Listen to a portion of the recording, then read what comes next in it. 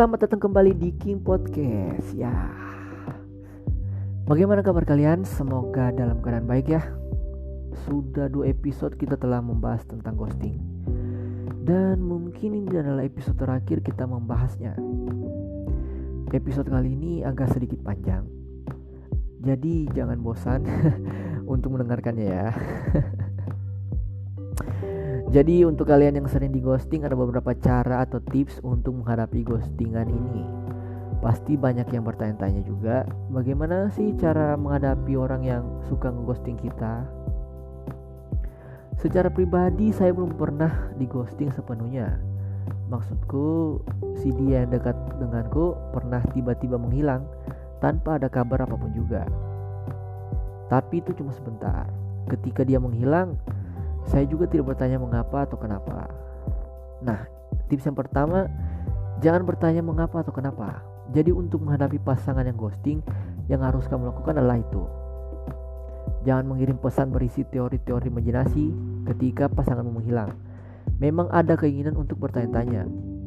Ini menjadi semacam penegasan diri bahwa apakah ada yang salah dengan hubunganmu tersebut. Alih-alih mengirim teori konspirasi, lebih baik kamu mengirim pesan pendek yang ringan-ringan saja. Kalau bisa yang lucu-lucu juga.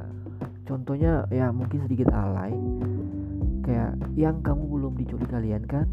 Atau kemarin ada yang nyariin kamu loh, tukang bakso yang biasa mangkal di pojokan itu.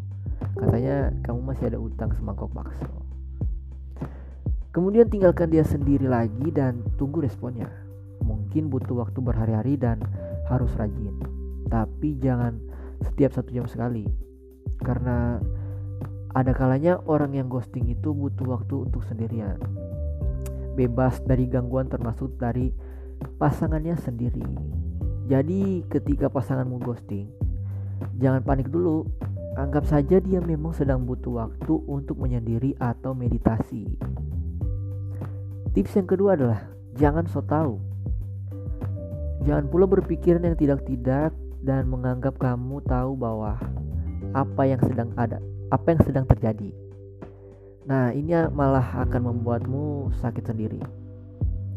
Jika pasanganmu menghilang tanpa ada pesan apapun, atau foto profil dihapus, status WhatsApp cuma berupa layar hitam, atau telepon gak diangkat, mungkin dia sedang ada kesusahan, kayak handphonenya hilang atau dirampok, atau lebih sedihnya lagi ada anggota keluarga yang sedang meninggal dunia. Nah, bagaimana perasaanmu jika sebelumnya kamu sudah menduga dia punya pasangan baru? Pasti tidak terpikirkan kan? Tips yang ketiga adalah sabar dan sibukkan dirimu dengan kegiatan yang bermanfaat. Jadi jangan menyibukkan diri dengan kegiatan yang tidak bermanfaat. Jika kamu sudah menunggu berhari-hari dan pasanganmu belum juga menampakkan batang hidungnya, tetaplah bersabar. Bukan sabar menunggu ya, tapi sabar dengan perlakuannya itu. Ada sebuah master mengatakan, sabar. Kamu harus banyak belajar sabar.